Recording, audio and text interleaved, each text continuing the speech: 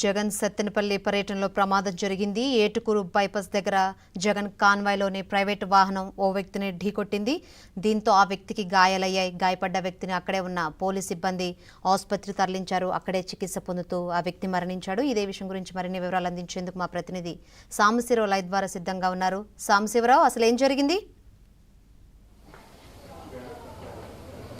Shankari YCP అధినేత జగన్మోహన్ రెడ్డి పల్నాడు జిల్లా సత్తెనపల్లి పర్యటనలో ఆద్యంతం విమర్శలకు వివాదాలకు దారితీస్తుంది. తాజాగా జగన్మోహన్ రెడ్డి తాడేపల్లి నుంచి సత్తెనపల్లి మండలం రెంటపాలకు భారీ క్యాన్వాయ్తో కూడా బయలుదేరిన నేపథ్యంలో గుంటూరు సమీపంలోని ఏటుకూరు బైపాస్ వద్ద జగన్మోహన్ రెడ్డి క్యాన్వాయ్లోని వాహనం ఢీకొని ఒక వ్యక్తికి తీవ్ర గాయాలయ్యాయి. అయితే తీవ్ర గాయాలయ్యే రోడ్డు మీద పడి ఇబ్బంది పడుతున్న వ్యక్తిని కనీసం పట్టించుకోకుండా జగన్ క్యాన్వాయ్ వెళ్ళిపోయిన నేపథ్యంలో అక్కడ ఉన్న స్థానిక పోలీసులు అతన్ని గుంటూరు జీజీహెచ్కి తరలించగా అతను చికిత్స పొందుతూ మృతి చెందినట్లు కూడా మనకి ఇప్పుడే సమాచారం అందింది. మొత్తంగా రెంటపాల గ్రామంలో నాగమల్లేశ్వర విగ్రహావిష్కరణ జరిగే ప్రాంతం 10 అడుగులు ఉన్న రోడ్డు కావడంతో కూడా తక్కువ మంది వెళ్లాలని ఇప్పటికే జిల్లా పోలీసులు స్పష్టమైన ఆదేశాలు ఇచ్చినప్పుడు కూడా మంది మార్పులంతో జన సమీకరణతో రెంటపాలకైతే జగన్మోహన్ రెడ్డి బయలుదేరాడు. మొత్తంగా పల్నాడు జిల్లాలో జగన్మోహన్ రెడ్డి జన సమీకరణ మంది మార్పులం హడావుడికి సంబంధించి సత్తెనపల్లి టీడీపీ నేతలు మనతో ఉన్నారు. సార్ చెప్పండి, ఇప్పుడు మనం చూస్తున్నాం